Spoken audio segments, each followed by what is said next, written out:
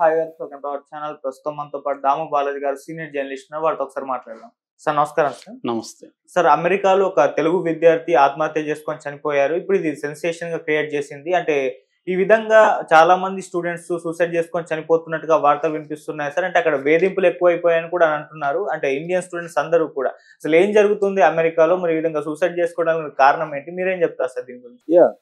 అమెరికాలో నిన్న ఒక విషాదం చోటు చేసుకుంది. అదేంటంటే అమెరికాలో న్యూయార్క్లో మన ఒక తెలంగాణ విద్యార్థి తుమ్మేటి సాయి కుమార్ రెడ్డి అని చెప్తున్నారు. ఆ అబ్బాయి ఆత్మహత్య చేసుకున్నాడని. ఆ అబ్బాయి పనిచేసే ఆఫీసులోనే ఆ అబ్బాయి ఆత్మహత్య చేసుకున్నాడు. దీనికి ప్రధాన కారణం ఏంటంటే అతని పాస్పోర్ట్ని అక్కడ ఉన్న ఐస్ అంటారు. ఐస్ అంటే immigration and customs enforcement department. ఈ ఐస్ అనే డిపార్ట్మెంట్ అతని పాస్పోర్ట్ని సీజ్ చేశారు.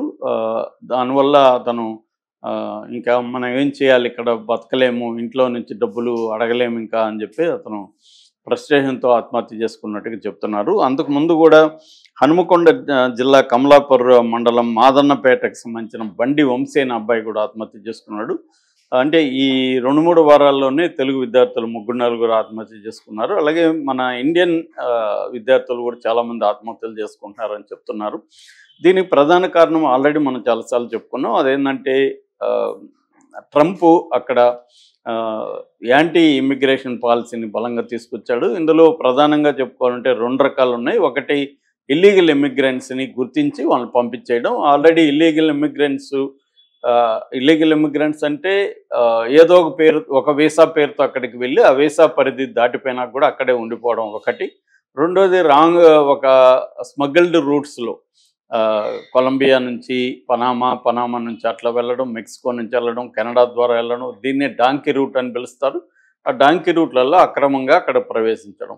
మామూలుగా ఇప్పుడు మొన్న మనకి 104 మెంబర్స్ని ఇండియాకి పంపించారు C-7 మిలిటరీ జెట్లో. ఇంకా కూడా ఒక 487 మందిని నెక్స్ట్ విమానంలో పంపించబోతున్నారని వార్తలు వస్తున్నాయి. ఈ వీళ్ళు ఎవరంటే ఇలాగ అక్రమంగా ప్రవేశించి దొరికిపోయి అక్కడ జైళ్ళల్లో ఉన్నవాళ్ళు. జైళ్ళల్లో క్యాంప్స్ అంటారు వాటిని. ఆ క్యాంప్స్లో ఇట్లాగ బార్డర్లో పట్టుకుంటే వాళ్ళని తీసుకెళ్ళి ఆ క్యాంప్స్లో పెడతారు. ఇలాగ క్యాంప్స్లో ఉన్న వాళ్ళని ఇప్పుడు ఫస్ట్ విడతగా పంపిస్తున్నారు. సో వీళ్ళు అక్రమంగా ఇలా చొరబడ్డారు, ఎటువంటి డాక్యుమెంట్స్ లేకుండా, కాబట్టి వీళ్ళకి మేము బేడీలు ఇవన్నీ వేసామని కూడా అక్కడ అమెరికన్ గవర్నమెంట్ చెప్పుకుంటుంది. ఎందుకంటే ఇలాగ ఇంకొకసారి రాకూడదు అని మేము చూపించడానికే ఇవన్నీ చేస్తున్నాం అనేది వాళ్ళు చెప్తున్నారు.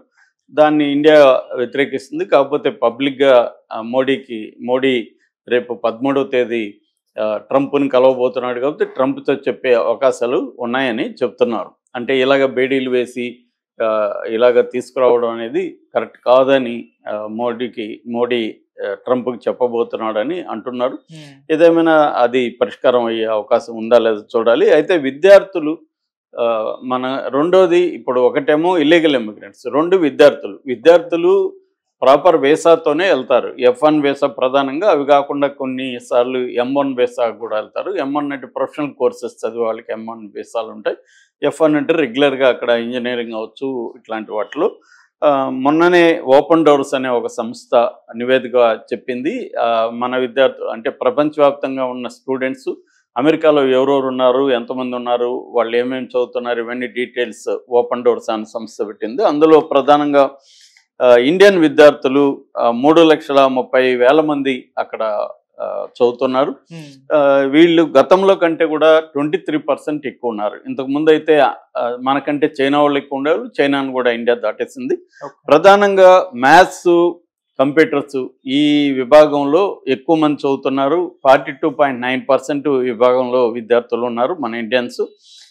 నెక్స్ట్ కేటగిరీ ఇంజనీరింగ్లో 24.5% ఉన్నారు. దాని తర్వాత కేటగిరీ బిజినెస్ అండ్ మేనేజ్మెంట్, ఇందులో 11.2% విద్యార్థులు చదువుతున్నారు. ఫైనల్గా ఫిజికల్ సైన్సెస్ అండ్ లైఫ్ సైన్సెస్లో 5.4, ఈ బిజినెస్ అండ్ మేనేజ్మెంట్లో 11.2 అనమాట. సో ఓవరాల్గా ఎక్కువగా మనకి మ్యాథ్స్ అండ్ కంప్యూటర్స్ దీంట్లో మన విద్యార్థులు వెళ్తున్నారు. ఇక్కడ ఏంటంటే వీళ్ళు వెళ్ళిన వాళ్ళు అక్కడ అంటే ఇక్కడ వీళ్ళు అనేక GRE లాంటి ఎగ్జామ్స్ రాసి అక్కడికి వెళ్తారు. ఏజెంట్ల ద్వారా, కన్సల్టెన్సీల ద్వారా వెళ్తారు. ఆ యూనివర్సిటీలకు అప్లై చేస్తారు. ఎంతో డబ్బులు ఖర్చు పెట్టుకుంటారు. ఖర్చు పెట్టుకొని వెళ్ళిన తర్వాత వాళ్ళకి అక్కడ లివింగ్ కాస్ట్ కూడా చాలా ఎక్కువ. ఈవెన్ ఇప్పుడు మొన్ననే ఒక ఫ్రెండ్ చెప్తున్నారు, అక్కడ 6 మంది కలిసి ఒక ఇల్లు తీసుకుని ఉంటే ఒక్కొక్కరికి $1,300 పడుతున్నా అని చెప్తున్నారు. అవి కాకుండా ట్రావెల్, ఫుడ్ ఇవన్నీ కలిపితే వాళ్ళకి దాదాపు $3,000 $2,000 నుంచి $3,000 వరకు అక్కడ ఒక విద్యార్థికి ఖర్చు అయ్యే అవకాశం ఉంది. యూనివర్సిటీలో రూమ్ అవి ఉంటే కొంత తగ్గచ్చు. ఏదేమైనా వాళ్ళకి ఫీజులకి కావచ్చు అవన్నీ సరిపోదు. రెండోది అప్పులు చేసి వెళ్ళుంటారు, ఈ అప్పులు తీర్చాలి. అందుకని వాళ్ళకి పని చేయాల్సిన అవసరం ఉంటుంది. వాళ్ళు ఏం చేస్తారంటే మామూలుగా అక్కడ రూల్ ఏంటంటే వారానికి 20 గంటలు మాత్రమే, అది కూడా క్యాంపస్ జాబ్స్, లైబ్రేరియన్గా కావచ్చు, అక్కడ క్యాంపస్లో ఉండే క్యాంటీన్లు కావచ్చు, ఇతర జాబ్స్, ల్యాబ్ అసిస్టెంట్లు ఇలాగా అక్కడ పనిచేయడానికి అనుమతి ఉంది. కానీ క్యాంపస్ బయట పనిచేయడానికి అనుమతి లేదు. ఈ 20 గంటల పని అనేది అందరికి కూడా దొరకదు, కొంతమందికి దొరుకుతుంది, మిగతా వాళ్ళకి అక్కడ క్యాంపస్లో పని ఉండదు. రెండోది ఒకవేళ పని ఇచ్చినా 20 గంటలు చాలా తక్కువ శాలరీ ఉంటుంది కాబట్టి సరిపోదు. అందుకని క్యాంపస్ బయట వాళ్ళు రెస్టారెంట్లో కావచ్చు, తర్వాత పెట్రోల్ బంకుల్లో కావచ్చు, తర్వాత షాపింగ్ మాల్స్ ఇలాంటి వాటిలో వాళ్ళు పనిచేస్తారు. గంటకి $5 నుంచి $10 వీళ్ళు సంపాదిస్తారు. సో ఈ డబ్బుతో వాళ్ళు సర్వైవ్ అవుతూ ఉంటారు అనమాట. సో దాని తర్వాత వాళ్ళు ఏంటంటే ఓపీటీ అంటారు, ఆప్షనల్ ప్రాక్టికల్ ట్రైనింగ్ అనేది ఎంచుకుంటారు. అది కానీ అయితే 12 months వరకు మళ్ళీ ఎక్స్టెండ్ అవుతుంది వీసా.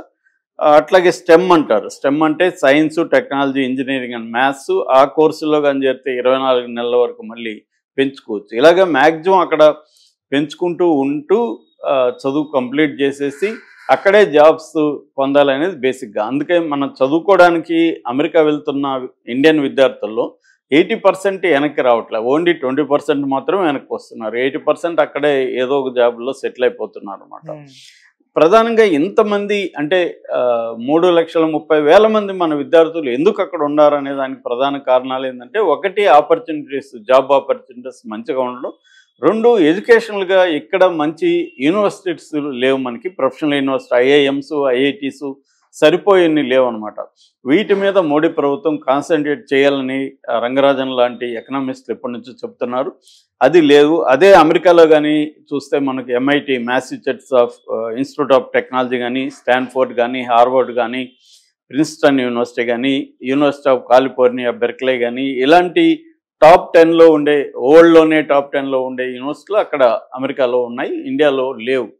రెండోది ఇక్కడ రిజర్వేషన్ సిస్టమ్ వల్ల కూడా మనకి చాలామంది విద్యార్థులకు ఓపెన్ కేటగిరీలో సీట్లు రావట్లేదు. ఎస్సీలకి ఇక్కడ 15%, ఎస్టీలకి 7.5%, ఓబీసీకి, ఎన్ఎల్సీకి 27%, ఎకనామికలీ వీకర్ సెక్షన్ ఈడబ్ల్యూఎస్కి 10%. ఓవరాల్గా మనకి 57.5% ఎడ్యుకేషనల్ ఇన్స్టిట్యూట్లో రిజర్వేషన్ ఉండడం వల్ల ఓపెన్ కేటగిరీ విద్యార్థులకి ఇక్కడ అనుకున్న సీట్లు దొరకట్లేదు. వీటన్నిటి కారణాల వల్ల అప్పో చేసి అమెరికాలో చదువుకుందాం అనే దాంతో వెళ్ళిపోతున్నారు. ఇది ఇప్పుడు ఏమైందంటే ఇతను ట్రంప్ వచ్చినాక ఇప్పుడు ఈ ఐస్ అనేది విద్యార్థుల మీద విపరీతంగా ఎక్కడికంటే అక్కడ ఆపేసి దాడులు చేస్తూ వాళ్ళ పాస్పోర్ట్లు సీజ్ చేస్తూ ఇలా చేస్తున్నారు. సో దీనివల్ల ఏమవుతుందంటే వాళ్ళకి భయభ్రాంతం అయిపోతున్నారు విద్యార్థులు. ఎప్పుడు ఎక్కడ పట్టుకుంటారో, పాస్పోర్ట్ సీజ్ చేస్తే మనం క్రిమినల్ లాగా అయిపోయి మనకు కూడా బేడీలు వేసి పంపించేస్తారా, ఇది ఒక భయాందోళనలకైతే గురవుతున్నారు. రెండోది సంపాదన లేనప్పుడు